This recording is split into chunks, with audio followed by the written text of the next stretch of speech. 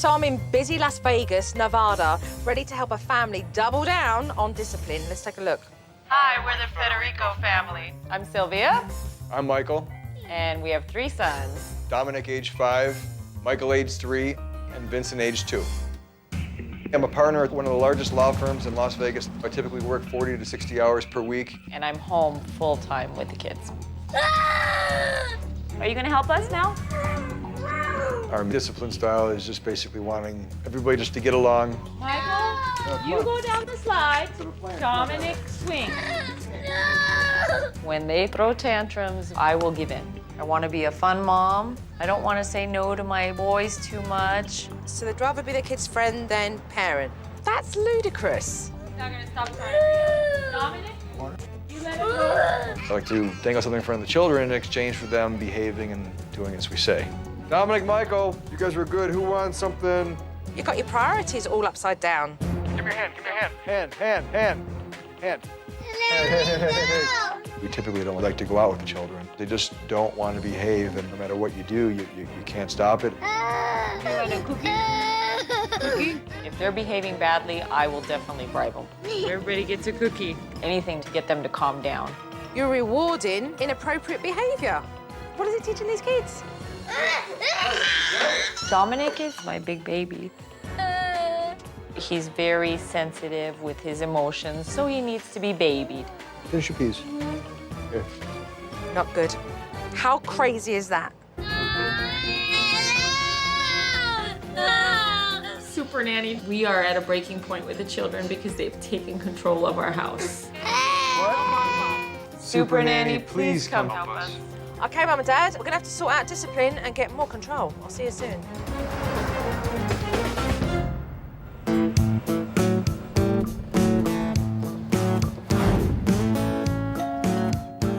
Hello. Hello. Hi, pleased to meet you, Joe. Hi. Hi, can I come in? I am very excited to meet Joe. However, I am extremely nervous. Hi. Who do we have here? Vincent. He's 2. And this is? Dominic. Hi, Dominic. Pleased to meet you. I'm Jojo. I'm 5. You're 5. Say hi. Pleased to meet you. Hi. Hi. So, first steps first. I guess I better look, right? Yes. And learn. On the taxi ride over, I saw that Mum and Dad baby Dominic quite a lot. So I'm very keen to see if Dominic can do any of those life skills on his own. Dominic, did you pick out your clothes today? Oh, no. No. Who picked it out for you? Did Mummy pick it out or Daddy? My mommy. It's difficult for him to dress himself because he might not pick the right clothes, so I will help him out because I love babying my Dominic. Dominic is a really big boy for his age. So one thing we do have trouble with is clothes fitting his size, because one day, you know, the same clothes won't fit that they may have fit like a couple weeks ago. So I remain in control and pick his clothes for him. And does that make it very difficult for him to get himself dressed as well? In the pants, I think so, because we might not have the right fitting clothes. If Mum knows that some clothes are too small, why is she keeping them in the wardrobe? Dominic's 5 years old. He's more than capable of dressing himself. After lunch, Mum went to put Vincent down for a sleep. Hi, guys. Then I saw Dominic fly to the pantry to grab something to eat. But he'd only just eaten. He's sneaking food. And then he hid underneath the table to eat. I wonder what Mum has to say about all this sneaky behaviour when it comes to eating. Why are they sneaky with food? Well, Dominic, because I scold him about it. Do you scold him because of your concerns Yes. with food and the impact that it will make on his health? And he will sneak them. I will give him some because I like to control some of it. Yeah. But then oftentimes I'll give him some, and then I hear the chairs sliding towards the pantry. Do you think Dominic eats because he's hungry? If Dominic's just eaten lunch, yet he's going to grab more food, then there's something else going on here. And I need to get to the bottom of this. Michael, why don't you go down the slide? A little later, Mum took the boys out to the back to play, but she wasn't pleased with the game that they chose. Don't go down with the golf clubs. Dominic, you cannot. Don't take the golf. Dominic! Put the golf club down. You can't go down the slide with the golf club. Do they never listen to you? Rarely. And if they don't listen to you and they continue to misbehave, what is your form of discipline? Mine, I usually threaten them with a spanking. I'd never follow through with it because they're too old for a spanking. Why would you threaten a punishment if you actually are not going to follow through? At the end of the day, this mum's form of discipline is basically nothing. Okay, stop fighting, you guys. Let's go eat lunch. Dominic hit you with the golf club? I'm sorry. What happened? He said Dominic hit him with the golf club, and I said sorry to him. Why is Mum apologising? Don't you think it would just make sense if Mum had just got to the bottom of this issue and dealt with it properly? I'm just not seeing Sylvia's logic here. Hi, guys. Later on in the afternoon, Dad got home from work. Michael, Federico, nice to meet you. Hi. And he barely had time to say hello before Dominic started whining to try and get his attention. I just lay him on the floor and my feet. Okay, well, come over here. Let's talk to Mama about it. Maybe we'll get you something sweet to eat. Make you feel better. I think he wants a hurt prize, Mama. A hurt prize? What's that? The hurt prize is basically some kind of sweet treat to make them happy. I use hurt prizes all the time. Let's be honest, all he's doing is using food as a pacifier, and that's going to create a really unhealthy relationship for Dominic with food. Now that I had the whole family together, I was really curious to see how Mum and Dad handled the kids out in public, so I asked them to prepare for a short outing. Okay. So juice. One of these. I'm a little bit confused right now because Sylvia's talking about the amount of snacks that these kids are eating and the health issues surrounding that, yet she's filled a backpack full of candy enough to feed an army. Yeah, I'd be lying if I didn't tell you I pulled out a sweet here and there, but that's a backpack. Yeah, no, understood. We are both worried about taking the kids out in public, so we have a tendency to bribe them with sweets. Just bring that stuff just in case there's an issue. Just in case there's an issue.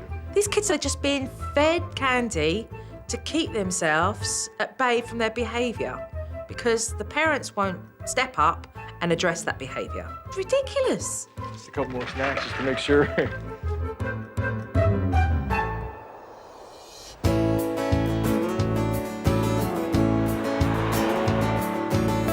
Michael with Mom? He doesn't Here. want to. You gotta here. You gotta Michael, go with Mama, come okay? with me. Look, it's time for you to go with Mama, okay? Go. Yes, I said yes now. You have to. Here. Within minutes of arriving at the strip, the kids started complaining, and on cue, there was Mum, dishing out the candy. Listen, if I Oh, give you you gotta a go- piece yeah. of candy, will you come with me? I promise to give you guys something really good if you come with me. Here. You've already had how many today? I think that's an understatement. Understatement. Quite frankly, I'm appalled. It's unhealthy and it's irresponsible, and these parents should be stepping up and actually dealing with the misbehaviour when it happens out in public and not bribing the kids. Come on, Dominic. Come with me. Come on. No, your knee doesn't hurt. Every excuse in the book with him. Then all of a sudden, Dominic started to complain that his knee was hurting him. And before my own eyes, there was Michael and Sylvia arguing about whether Dominic should go into the stroller. No, don't put him in the stroller. He wants to go in the stroller. Because you feel embarrassed? No, because I can't carry him, honey, for 2 months. But hold on a minute. What's the distress there? You want to put him in there and you're going to hold him. him. I would There's carry nothing him wrong then. with his knee, honey. There's He's really just, nothing wrong with his knee. He's He just... fakes it sometimes so we can sit down here. Yes. It's a little embarrassing, but pushing a child that big, but the bottom line is it's better than having a fit or just not being able to go where you want to go. So you think that Dominic should just walk? Yes. Legs hurting or not, just walk? Yes. But Mum went along with it anyway. At the end of the day, they're treating Dominic like a baby. It's absurd.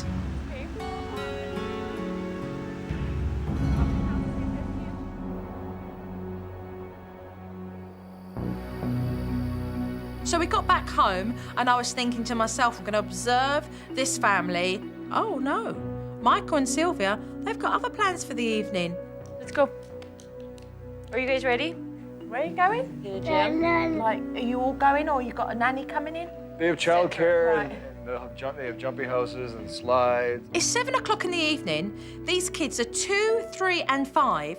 And instead of them winding down, these kids now are being dragged off to the gym. I've seen enough. All right, well, listen, get your sneakers on, do what you need to do, and I will catch up with you both tomorrow morning then. Thank you. Thank you. Do the Federicos have any interest in getting their parental skills up to scratch?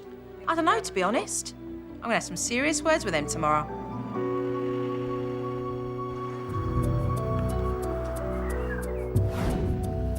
We're getting ready for our sit down with Joe, and I'm a little bit nervous. I'm expecting for her to really let us have it.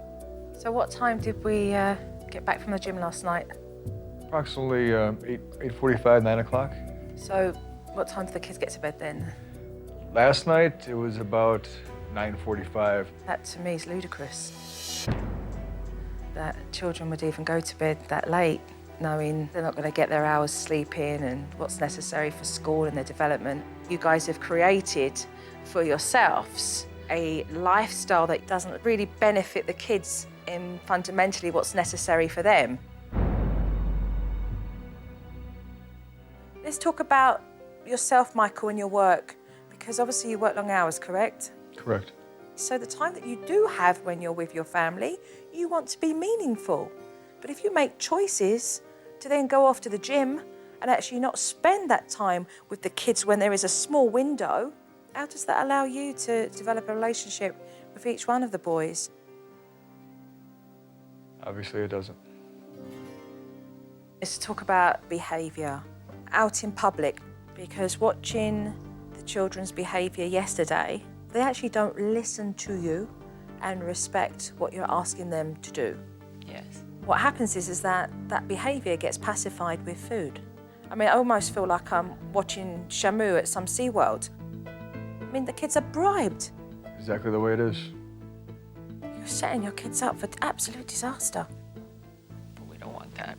And these kids should be listening and doing as they're told. There are times when they're going to have to do that very quickly because of safety. How do they get a sense of morally behaving a certain way because it's the right thing to do? Not because you're going to get paid back. I just don't know what your logic is. It's a matter of just thinking that they're going to be happy that way and not be mad at us for scolding them or for trying to discipline them. So I don't think none of you want to enforce that on the children. That's not true. It is true. We want to. I don't think you want to, because I don't see any discipline at all for the behaviour that gets out of control. The kids behave the way they do, and there is never once consequence for that. They're not learning the difference between right and wrong. I saw on a few occasions your kids sneaking food out of the pantry. only a few. What needs to be really established here is healthy eating patterns and choices. Otherwise, they're going to be grazing all day. The fact that they just go in and take what they want and sneak the food away, it's an unhealthy relationship with food because they were being bribed with it. Admittedly, yes. Let's take a look at the kid's development, because I look at Dominic and I feel that everything's done for him. Everything's pandered for him. He's not been given any little responsibilities. He needs to grow and to do things and become more self-sufficient, rather than the babyish behaviour that we see from him and the temper tantrums that he has that one would expect from a 2.5, 3-year-old. Yes. You know, at the end of the day, how does he grow up to become capable of doing the things that are necessary for him to thrive? Okay, so are we ready to start some work? Yes. Yeah? Okay, good. We want to do what's best for the boys, and we'll do whatever it takes. The Fredericos clearly don't want to discipline their kids. They'd rather use food as a leverage to make them behave better. Well, I tell you now, it stops. They need to learn discipline, and they need to learn it properly. Okay, we're going to use the naughty corner. I'm going to show you how to do it properly. Sounds good. I took Mum and Dad through the steps. When the time has been done, you go back for a second time and you explain why they were put in timeout. You then go for the apologies. Hugs and kisses, and we walk on. But Mum noticed something at the corner of her eye. And I've lost your attention, No, so... because I think he did a swing, so I think Michael did a push towards Vinny. He did, so then that's No what you... contact, So but then give him a warning for that. Michael, remember we said no hitting and no pushing, okay? Vincent didn't hit you. Eye contact, always. Look at me. If you don't look at me, I'm gonna put you in the corner and you're gonna stay there until you're 3.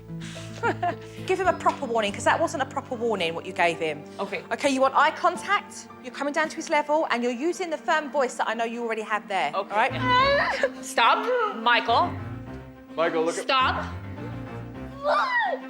And now what to do when he's struggling.